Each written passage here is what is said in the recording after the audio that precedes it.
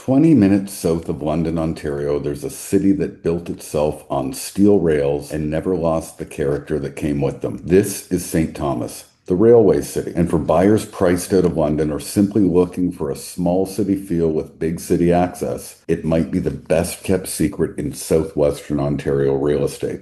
St. Thomas's story starts with Colonel Thomas Talbot, who received a land grant in this region back in 1803 and spent the next 50 years shaping the settlement that would eventually carry his name. Captain Daniel Rapelje laid out the first town lots around 1820, and by 1881, St. Thomas had grown enough to be incorporated as a city, the seat of Elgin County. But it was the railway that truly defined this place. By the early 1900s, 8 different railway companies were running trains through St. Thomas, earning it the nickname the Railway City, a title it still wears with pride. The Canadian Southern Railway Station, known locally as CASO, opened in 1873 in a rare Italianate style you won't find anywhere else in the country, and once served as the railway's corporate headquarters. Today it's beautifully restored and home to the North America Railway Hall of Fame. St. Thomas even has a piece of international history sitting right on Talbot Street. In 1885, Jumbo, the most famous circus elephant on the planet, star of P.T. Barnum's Greatest Show on Earth, was struck and killed by a freight train here, a story that made headlines around the world. A century later, the city honored that legacy with a 38-ton statue that's become one of Southwestern Ontario's most photographed landmarks. It's a small detail, but it says a lot about St. Thomas, a city that holds on to its history and turns it into civic pride.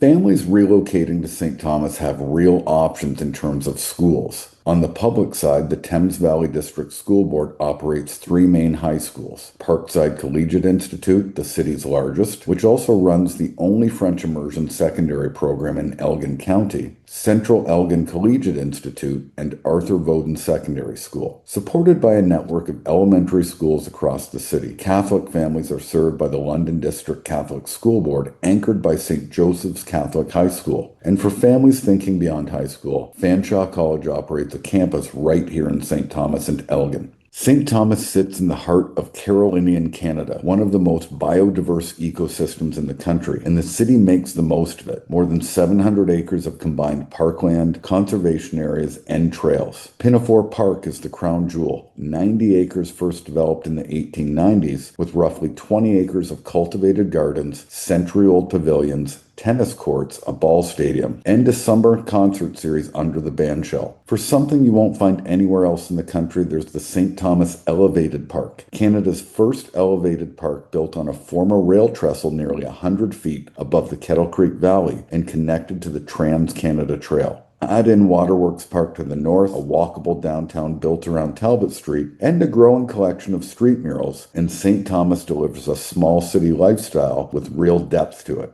The housing stock here tells the same story as the city's history. Close to the downtown core, buyers will find character homes dating back to the railway boom, properties with real architectural personality. Ringing that core are established, well-treed neighborhoods built through the mid-20th century and on the city's edges. Newer subdivisions offer more contemporary construction for buyers who want modern finishes without leaving the city. What ties it all together is fit. First-time homebuyers and young families who've been priced out of London often find more house, more yard, and more breathing room here, without giving up a short commute north. Downsizers and retirees are drawn to the walkability, the parks, and the pace. And investors are paying attention to a city with genuine momentum, sitting minutes from London's job base. If St. Thomas looks like it could be a fit, whether that's a first home, a move up, a downsize, or an investment, Ryan Hodge and Sandra Tavares can walk through exactly what's available right now and what it means for a specific budget and timeline. Reach out directly through www.ryanandsandra.ca. St. Thomas has consistently